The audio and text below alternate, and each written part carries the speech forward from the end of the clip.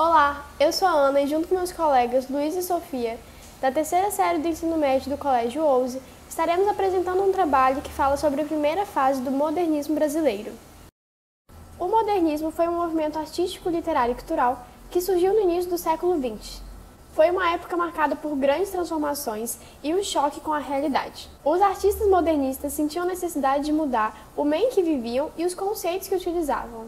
Por isso, a forma com que eles pensavam e se posicionavam sobre a modernidade era de extrema importância para a formação da estética modernista. No Brasil, o modernismo teve início na Semana da Arte Moderna em 1922. O principal objetivo era romper com as expressões artísticas tradicionais. E vale lembrar que no Brasil o modernismo foi dividido em 3 fases: fase heróica, fase da consolidação e geração 45. O evento marcou o início do modernismo no Brasil e tornou-se referência cultural no século XX. A Semana da Arte Moderna representou uma verdadeira renovação de linguagem na busca de experimentação, na liberdade criadora da ruptura com o passado e até corporal, pois a arte passou então da vanguarda para o modernismo. Após a primeira Semana da Arte Moderna, teve início a primeira fase modernista, que começou em 1922 e foi até 1930. Nos anos compreendidos da primeira fase, os imigrantes vinham ao Brasil em busca da mão de obra dos ex-escravos e para trabalhar nas fábricas. Eram muito recorrentes as importações ocorridas para a Primeira Guerra Mundial. A primeira fase caracterizou-se pelas tentativas de solidificação de um movimento renovador e pela divulgação das obras e ideias modernistas da época. A Semana de Arte Moderna trouxe um rompimento com as estruturas sociais clássicas e a partir de renovações estéticas inspiradas nas vanguardas europeias, como cubismo, futurismo e surrealismo. Bom, agora eu irei falar um pouquinho sobre as principais características presentes dentro das obras da primeira geração modernista aqui no Brasil.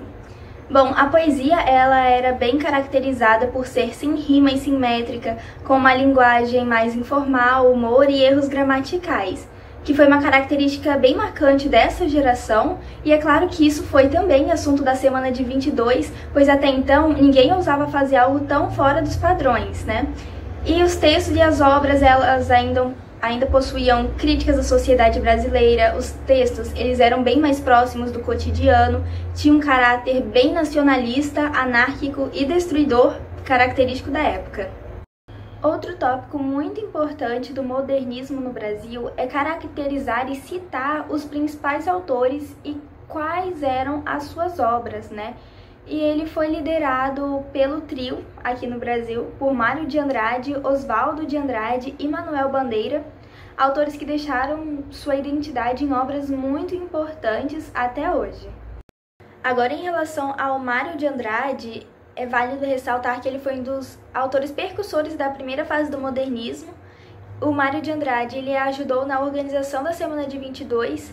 O seu livro de poemas ele era muito culto e o assunto principal exposto em suas obras eram as mudanças da cidade de São Paulo, né, como Pauliceia Desvairada, que se tornou um marco da primeira geração, assim como Amar, Verbo Intransitivo, de 1927, Macunaíma, de 1928 e A Escrava que Não Era Isaura, de 1925. Oswaldo de Andrade, ele também foi o fundador do movimento antropófago, junto a Tarsila do Amaral, que visava também uma cultura revolucionária brasileira. Ele foi um dos autores mais polêmicos e irônicos de sua geração, caracterizado por poemas curtos e antirromânticos. As suas principais obras são Os Condenados, escrito em 1922, Memórias Sentimentais de João Miramar, de 1924, Manifesto Pau-Brasil, de 1925 e também Manifesto Antropófago, de 1925.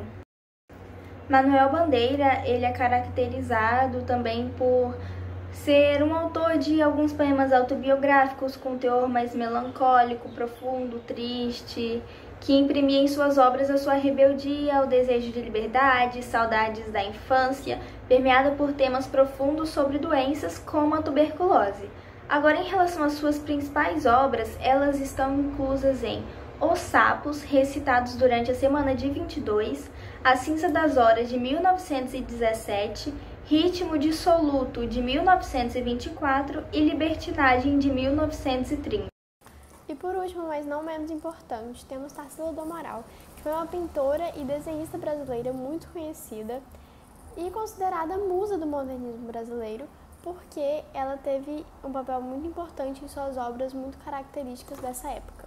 Abaixo temos 3 de suas principais obras, começando pela A Negra, que foi pintada em 1923. Analisando a obra, nós podemos ver claramente a exposição de Tarsila em deixar muito claro as características dessa mulher, com as mãos e os pés grandes e a cabeça pequena. Fora, no fundo da imagem, que nós podemos perceber os elementos do cubismo. Podemos notar pelo olhar melancólico e os seios caídos da negra que ela sofre uma pesada carga social.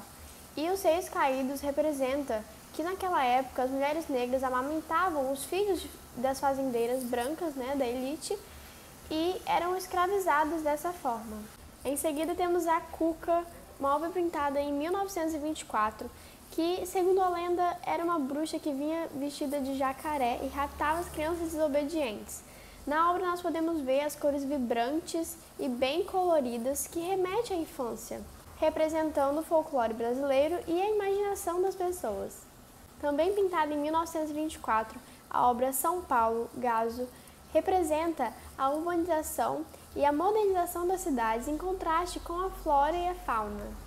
E, segundo o historiador e artista Carlos Ilho, em trabalho como esses, a Tarsila situa a percepção do Brasil de acordo com a ótica aberta pela industrialização. Obrigada por terem assistido até aqui e espero que tenham entendido um pouquinho mais sobre a primeira fase do modernismo brasileiro.